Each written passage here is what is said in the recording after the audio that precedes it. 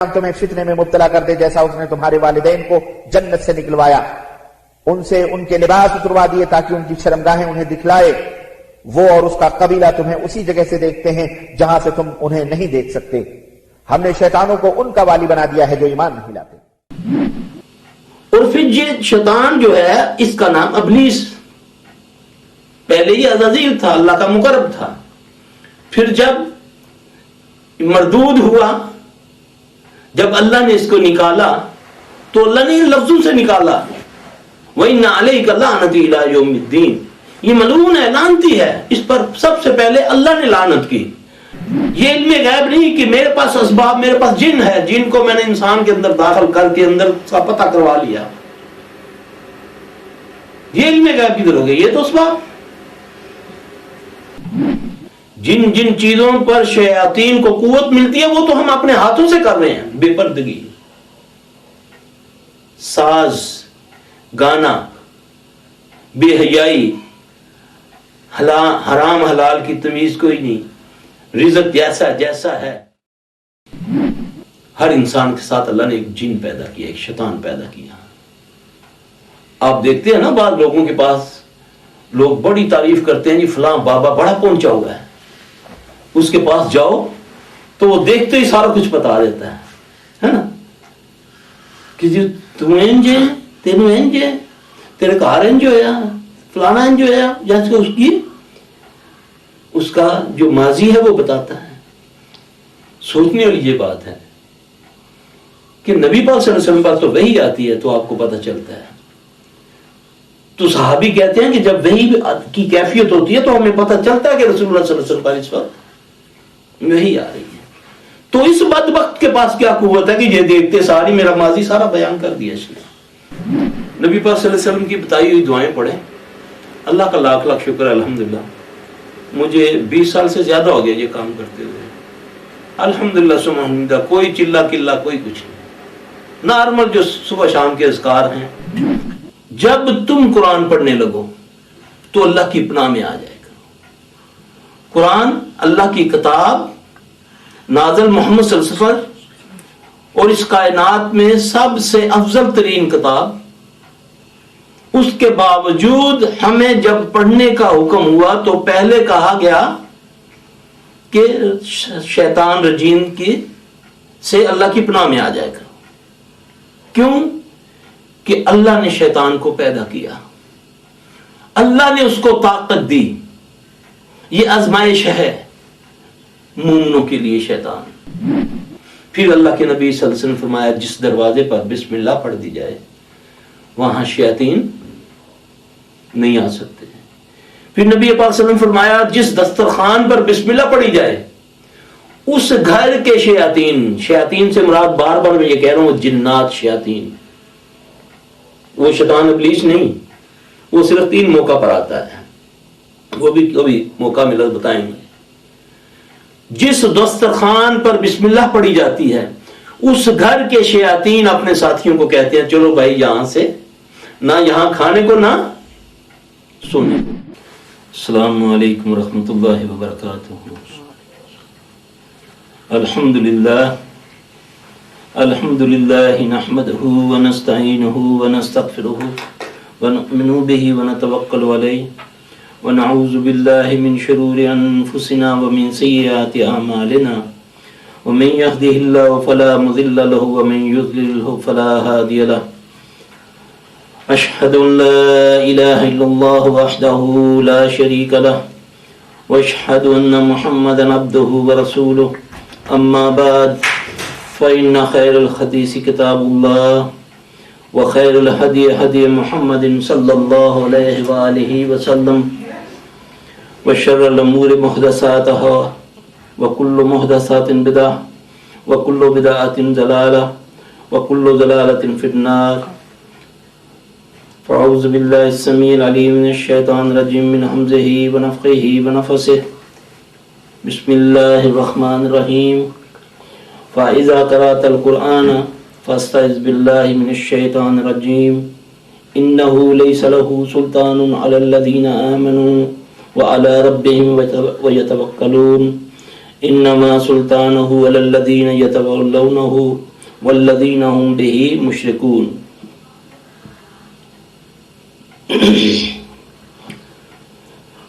अऊज़ु बिल्लाहिस समीउल अलीम मिनश शैतानिर रजीम। रब्बी इश्रह ली सदरी व यस्सिर ली अमरी वहलुल उक़दतम मिन लिसानी यफ़क़हू क़ौली। रब्बी ज़िदनी इल्मा, रब्बी ज़िदनी इल्मा, रब्बी ज़िदनी इल्मा। अभी जो मैंने ये आयत मुबारक आपके सामने तिलावत की, कुरान पाक में अल्लाह पाक ने फरमाया,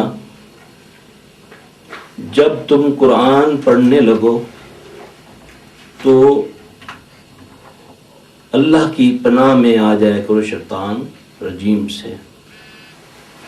सबसे पहले हमने ये समझना है कि शैतान क्या है। उसके बाद दूसरी आयत में आता है, इन्नहु लैसा लहु सुल्तानुन अलल्लज़ीना आमनु व अला रब्बिहिम यतवक्कलून। इसका जोर उन पर नहीं चलता जो अल्लाह को रब मानते हैं, उस पर तवक्कुल रखते हैं।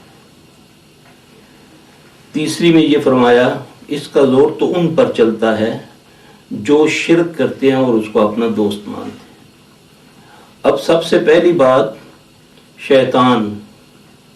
जैसे शैतान का जिक्र आता है तो अमूमन हर बंदे के दिन में अबलीस आता है। अबलीस एक है,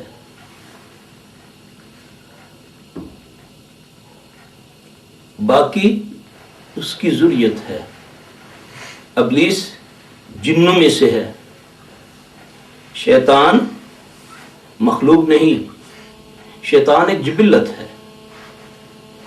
मखलूकात अल्लाह ने तीन पैदा की, एक जिन, वो आग से, दूसरे फरिश्ते वो नूर से, तीसरी मखलूक इंसान जो मट्टी से पैदा की। अब शैतान जिन्नों में से है और अल्लाह ही फरमा रहे हैं अपनी किताब में कि जब तुम मेरा जिक्र करने लगो, जब तुम कुरान पढ़ने लगो तो तुम पहले अल्लाह की पनाह में आ जाओ शैतान रजीम से। क्यों? कि इसका जोर उस पर नहीं चलता जो उस पर तवक्कुल रखते हैं। किस पर? अल्लाह पर। अब ये दुनिया में सबसे अजीम तरीन काम क्या है? कुरान का पढ़ना और पढ़ाना। कुरान जब पढ़ने लगे, क्या हम कोई बुरा काम करने लगे हैं? कुरान पढ़ने से पहले अल्लाह फरमाते हैं पस अलबत्ता तहकीक, फाका है ना, जब तुम कुरान पढ़ने लगो तो अल्लाह की पनाह में आ जाएगा। कुरान अल्लाह की किताब, नाज़िल मोहम्मद सल्लल्लाहु अलैहि वसल्लम, और इस कायनात में सबसे अफजल तरीन किताब। उसके बावजूद हमें जब पढ़ने का हुक्म हुआ तो पहले कहा गया कि शैतान रजीम की से अल्लाह की पनाह में आ जाएगा। क्यों? कि अल्लाह ने शैतान को पैदा किया, अल्लाह ने उसको ताकत दी। ये आजमाइश है मोमिनों के लिए। शैतान सबसे पहले हमने इसको पहचानना। एक जगह अल्लाह फरमाता है ये तुम्हारा अदुव्व मुबीन है। कौन? शैतान तुम्हारा खुला दुश्मन है। अब इसके बारे में जब आप हदीस मुबारका खोल के देखें, उसमें जगह जगह शैतान से पनाह। जितनी अल्लाह के नबी सल्लल्लाहु अलैहि वसल्लम की दुआएं हैं उसमें शैतान से पनाह।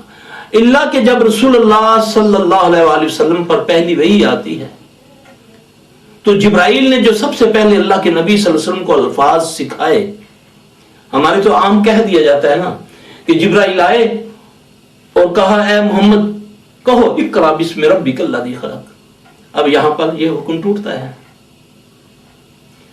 अल्लाह तो फरमाता है ये कुरान है ना, इक़रा बिस्मि रब्बिकल लज़ी खलक़। तो एक तरफ तो अल्लाह फरमाता है कि जब तुम कुरान पढ़ने लगो तो पहले क्या कहा करो? आऊज़ु बिल्लाहि मिनश शैतानिर रजीम। तो अल्लाह नबी सल्लल्लाहु अलैहि वसल्लम को बगैर आऊज़ु बिल्लाह के कुरान पढ़ा रहे हैं, ये नहीं हो सकता।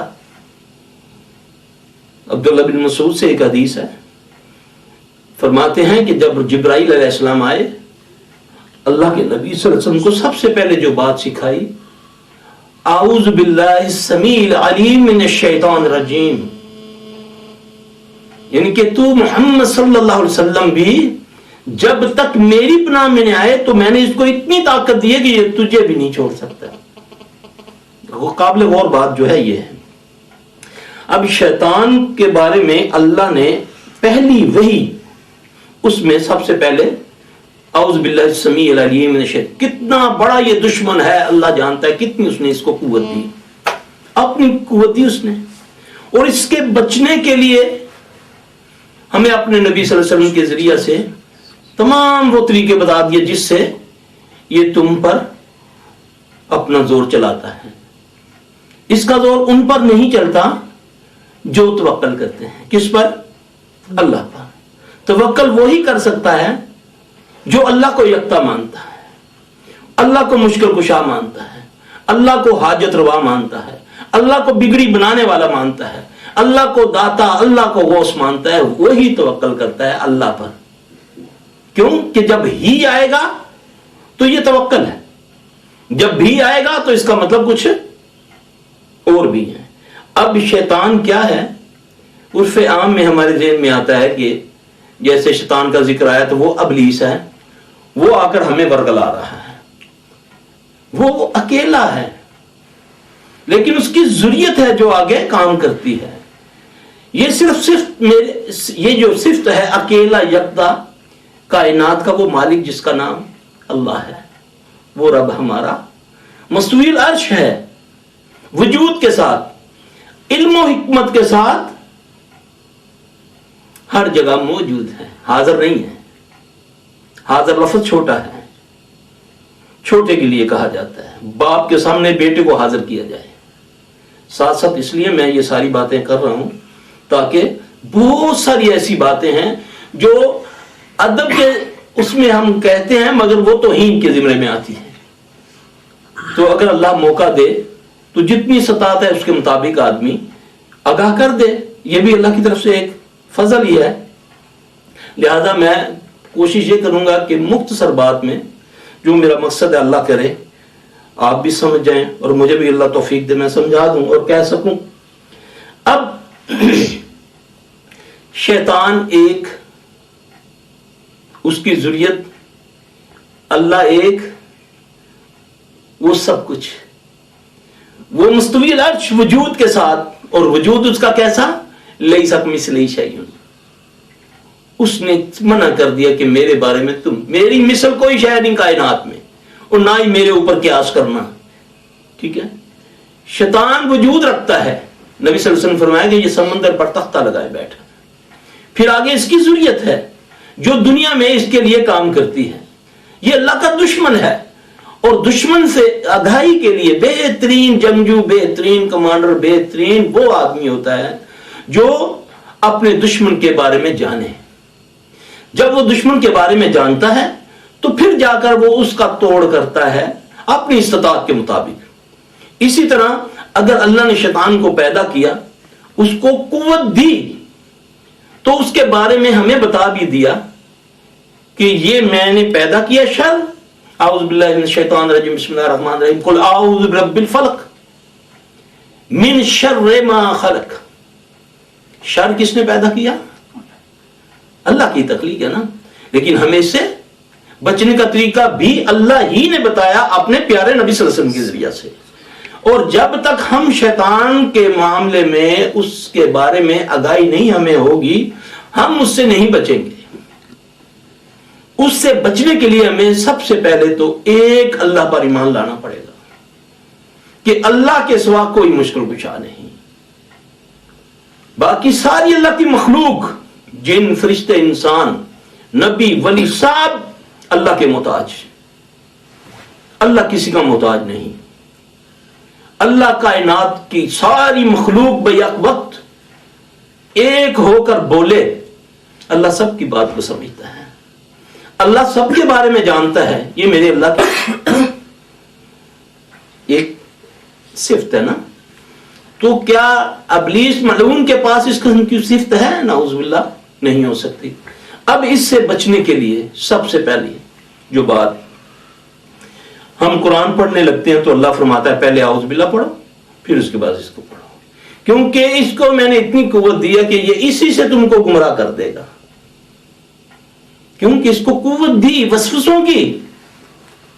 صحابی فرماتے ہیں کہ رسول اللہ صلی اللہ علیہ وسلم جب نماز کے لیے کھڑے ہوتے نا، ہم جو تعاوذ پڑھتے ہیں ہم تو کہتے ہیں نا اعوذ باللہ من الشیطان الرجیم جب ہم سورت شروع کرتے ہیں، تو نبی علیہ السلام صلی اللہ علیہ وسلم جب پڑھا کرتے تھے، جب سورہ شروع کرنے سے پہلے سورہ فاتحہ آپ پڑھتے اعوذ باللہ السمیع العلیم من الشیطان الرجیم من ہمزہ ونفخہ ونفثہ، یہ محمد صلی اللہ علیہ وسلم، محمد صلی اللہ علیہ وسلم جن پر وحی کا پہرا ہے، لیکن اصول ہے اللہ کا کہ نبی پڑھیں گے تو اللہ کی پناہ میں آئیں گے، ٹھیک ہے۔ اب یہ کیا ہے، اے اللہ میں تیری پناہ میں آیا شیطان رجیم سے، اس کی پھونکوں سے، اس کے وسوسوں، اس کے جادو سے۔ اس کا مطلب یہ پھونکے بھی مارتا ہے، یہ وسوسے بھی ڈالتا ہے،